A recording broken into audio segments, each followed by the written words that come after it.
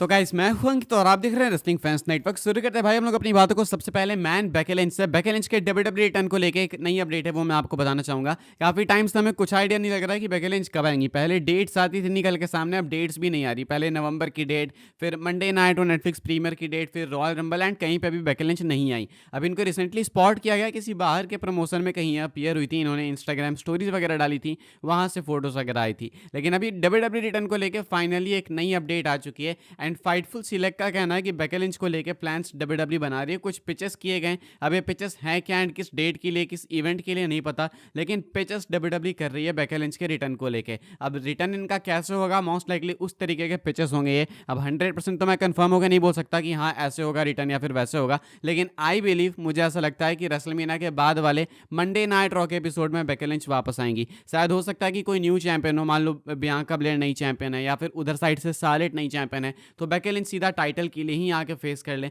ऐसा भी हो सकता है। लेकिन ये सिर्फ मेरा गेस है। मुझे लगता है कि डब्ल्यूडब्ल्यूई वाले इस एंगल को भी पिच करेंगे। हमें मालूम है कि मंडे नाइट रॉ जो होता है रेसलमेनिया के बाद, वो बिग एपिसोड होता है, ह्यूज एपिसोड होता है, एंड वहाँ पे डब्ल्यूडब्ल्यूई रिटर्न्स वगैरह कराना चाहती है। बेकी लिंच का रिटर्न बहुत टाइम से पेंडिंग है। आखिरी बार वो डब्ल्यूडब्ल्यूई में थी कब, वो भी नहीं याद है। तो मुझे लगता है ये परफेक्ट प्लेस होगा, एंड रेसलमेनिया से पहले डालने का कोई सेंस बनेगा भी नहीं, बिकॉज अगर आप ऐसे मैच डालोगे तो बहुत रैंडम सा फील होगा कि भाई ये कहाँ से अचानक से डाल दिया।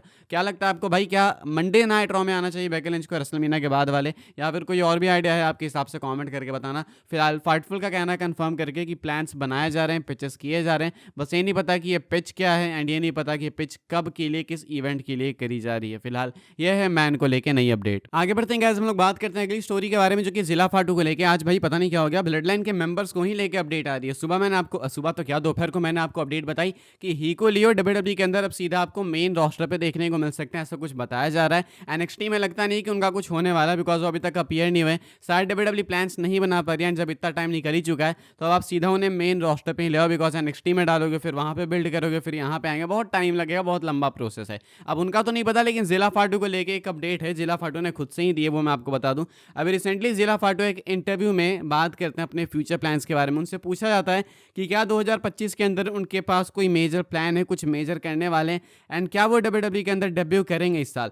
जिला फाटू कहते हैं कि डेफिनेटली। अब ये डेफिनेटली भाई डब्ल्यूडब्ल्यूई डेब्यू के लिए है या फिर मेजर प्लान्स के लिए, वो मुझे नहीं पता, लेकिन बोलते हैं डेफिनेटली मेजर प्लान्स हैं, एंड मैं कुछ ऐसा करने वाला हूँ इस साल जो कि मेरी फैमिली को बहुत ही प्राउड फील कराएगा, मेरे घर वालों को बहुत प्राउड फील कराएगा, एंड मैं खुद उस चीज़ पे बहुत प्राउड फील करूंगा। डब्ल्यूडब्ल्यूई डेब्यू के बारे में बोलते हैं कि हाँ वो भी है मेरे प्लान्स में, एंड होगा तो वो भी बहुत मैसिव होगा। क्या ये दोनों चीज़ आपस में कनेक्टेड है? मुझे लगता है इससे मैसिव कुछ नहीं हो सकता कि जिला फाटू भी डब्ल्यूडब्ल्यूई में चले जाएं। जेगा फाटू ऑलरेडी हैं, हीको लियो है, लेंसनोआ है, टामा Tonga, Tonga Loa, Solo Sikoa, Roman Reigns, the Rock, Jimmy Uso, Jey Uso, बहुत सारे नेम्स हैं। उधर नेओमी वगैरह सब है, तो अब इतने सारे नेम्स है भाई, जिला फाटू भी ऐड होंगे तो उनके फैमिली के लिए और भी ज़्यादा स्पेशल चीज़ हो जाएगी। तो जिला फाटू कहते हैं कि वो अपनी फैमिली को प्राउड फील कराएंगे, एंड मोस्ट लाइकली इनका जो 2025 का मेजर प्लान है, मुझे लगता है कि वो डब्ल्यूडब्ल्यूई डेब्यू का ही है। इनका हो सकता है डेब्यू की बहुत जल्दी आपको देखने को मिल जाए रेसलमेनिया के बाद। बुकर टी ऐसा कह रहे थे कि वो चाह रहे हैं, वो फुल कोशिश कर रहे हैं कि जितनी जल्दी हो सके वो जिला फाटू को डब्ल्यूडब्ल्यूई में साइन कराएं, ये इनका एम है। अब फिलहाल देखो, पता नहीं कि जिला फाटू कितना इन्फ्लुएंस रखते हैं, सॉरी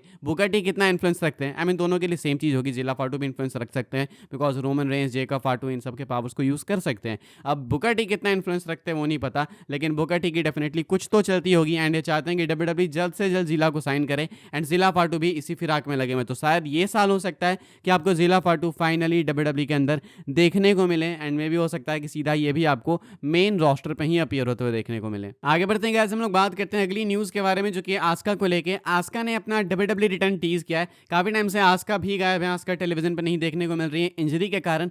ट्विटर पे बहुत एक्टिव है, लेकिन अभी आस्का ने एक और ट्वीट करके एक नया टीज दिया है, वो मैं आपको बता देता हूँ भाई। आप देख सकते हो कि यहाँ पे कोई कैप्शन वगैरह नहीं है, सिर्फ अपनी डब्ल्यूडब्ल्यूई वाली फोटो पोस्ट करती है, empress of tomorrow Asuka. And आजकल डब्ल्यूडब्ल्यूई फैंस थोड़ा सा हेट कर रहे हैं आस्का को, या फिर ओवरऑल बोलूँ मैं, रेसलिंग फैंस हेट कर रहे हैं। क्यों कर रहे हैं? बिकॉज इनके ट्वीट्स थोड़े ऐसे हैं, ऐसा फैंस का कहना है। उनका कहना है कि कुछ भी ट्वीट कर रही है, एक प्रो रेसलर को थोड़ा सिंसियर होना चाहिए एंड फुल प्रोफेशनल होना चाहिए, या फिर अपने गिमिक को कैरी करना चाहिए, लेकिन आस्का कुछ भी कर रही है। मुझे नहीं पता भाई कि इन्होंने क्या क्या ट्वीट करके रखा है, लेकिन मुझे लगता है कि आखिर अकेला आदमी करे क्या, मतलब अगर रेसलिंग नहीं करे तो करे क्या। अब ये रिटर्न कब करेंगी वो इनका भी नहीं पता, लेकिन एक अपडेट याद है कुछ दिनों पहले आई थी कि रेसलमेनिया के लिए आस्का का नाम पिच किया गया है। तो अगर ये अपना रिटर्न टीज कर रही हैं, एंड टाइम रेसलमीनिया के लिए इनका नाम पिच करा गया है, तो काफ़ी हाई ऑड्स हो जाते हैं कि शायद रेसलमीनिया से पहले वापस आ जाएं। लेकिन बेकी वाला सिचुएशन जो है भाई इनसे काफ़ी सिमिलर है। मुझे लगता है कि बेकी का मैच अगर रैंडम होगा तो इनका भी मैच थोड़ा सा रैंडम ही होगा, अनटिल एंड अनलेस कोई मल्टी वुमेन मैच हो, जो कि मुझे नहीं लगता है कि WWE डालने वाली है। ऑलरेडी हमें लगता है कि यूएस टाइटल नहीं तो आईसी टाइटल के लिए एक मल्टी मैन मैच होगा,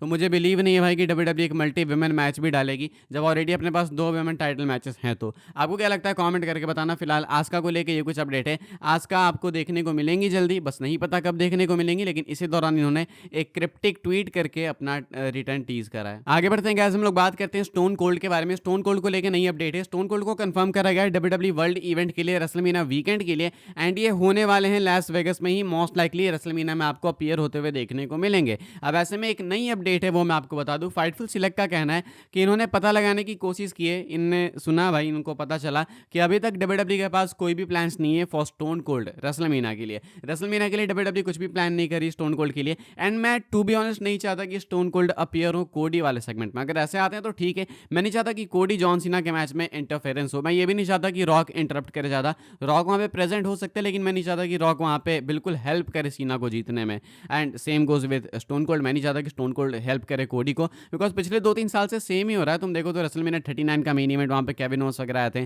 40 के मेन इवेंट में तो भाई बताने की नीड है ही नहीं। अब 41 में भी सेम होगा तो ये लगेगा कि WWE को इसके अलावा कुछ आता ही नहीं है। तो ये बिल्कुल फेयर एंड स्क्वायर मैच होना चाहिए। जॉन सीना अकेले रेसल करे, वो हील टैक्टिक्स यूज करे, सब चलेगा, चाहे लो ब्लो हो या फिर कुछ भी हो। लेकिन हाँ, ये मैच सिंगल्स मैच है तो सिंगल्स मैच के तौर पे ही एंड हो विदाउट एनी इंटरफेरेंस। बाकी स्टोन कोल्ड को लेकर अभी WWE के पास कोई प्लान्स है नहीं, एंड आई होप कुछ बने भी ना, ताकि अपना John Cena and Cody Rhodes का मैच बिल्कुल सिंपल रहे एंड मजेदार रहे। आगे बढ़ते हैं गाइस, हम लोग बात करते हैं अगली स्टोरी के बारे में, जो कि अपनी आखिरी स्टोरी एंड ये है जॉन सीना को लेकर। तो भाई ऑलमोस्ट कंफर्म सा मानो आपकी शायद John Cena new theme song लेके आने वाले हैं, बिकॉज एक हिंट हमारे सामने है, बहुत से लोगों ने इग्नोर करा, मैंने भी करा था, लेकिन फाइनली भाई मैंने ये देख लिया है ट्वीट, तो मैं आपको दिखाने वाला हूँ। भाई आप ये देख सकते होगे 17 मार्च 2005 को जॉन सीना आए थे भाई first time the time is now वाले थीम सॉन्ग के साथ, यानी कि नए थीम सॉन्ग के साथ जॉन सीना आज से 20 साल पहले आज के सेम डेट पे आए थे। एंड वो थीम सॉन्ग था the time is now. And कितना पॉपुलर, कितना क्रेजी थीम है, सबको मालूम है।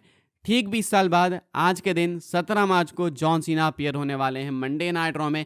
हील हो चुके हैं जॉन सीना, एंड काफ़ी हाई ऑड्स हैं कि जॉन सीना आपको एक और न्यू थीम के साथ आते हुए देखने को मिलेंगे। आपको क्या कैसे देखना है मंडे नाइट रॉ, भाई मैं बिल्कुल क्लियर कर रहा हूं ताकि किसी का मिस ना हो। अगर तुम सोच रहे हो कि ट्यूसडे मॉर्निंग यानी कल सुबह उठ के 5:30 में देखोगे तो भूल हो जाएगी भाई, सुबह मत उठना। आपको अभी आधी रात 12:30 यानी 12:30 में ही देखने को मिलेगा Monday Night Raw, and John Cena आपको देखने को मिलेंगे उसी टाइम पे Sony 10-1, Sony 10-3 and Sony LIV पे। ठीक है, ऐसे आप देखोगे, ये मैं बिल्कुल कंफर्म बता रहा हूँ भाई। सुबह की फिराक में रहोगे तो मिस हो जाएगा, आपको आधी रात को ही देखना पड़ेगा, एंड जॉन सीना आपको वहां पे देखने को मिलेंगे आज आधी रात को लाइव। अब देखते हैं भाई थीम सॉन्ग आता है या फिर नहीं। देख के लगता है कि बिल्कुल आना चाहिए। 20 साल पहले भी आया था, 20 साल बाद सेम डेट है, न्यू कैरेक्टर है, अभी भी आना चाहिए। आपको क्या लगता है कमेंट करके बताना। इस वाली वीडियो के लिए भाई ये सारी अपडेट्स थी। आई होप आपको इन्फॉर्मेशन मिले तो वीडियो को लाइक करें, शेयर करें, सब्सक्राइब करें चैनल को, ताकि आने वाले टाइम के अंदर आपको और भी सही WWE की न्यूज़ अपडेट जानने को मिलते रहे। फॉलो कर सकते हैं आप लोग मुझे इंस्टाग्राम एंड ट्विटर पर, लिंक आपको मिल जाएगा डिस्क्रिप्शन में। ज्वाइन कर सकते हैं व्हाट्सएप चैनल को, उसके भी लिंक है डिस्क्रिप्शन में। मिलूंगा मैं आपसे अगली वीडियो में, तब तक के लिए goodbye, thanks for watching.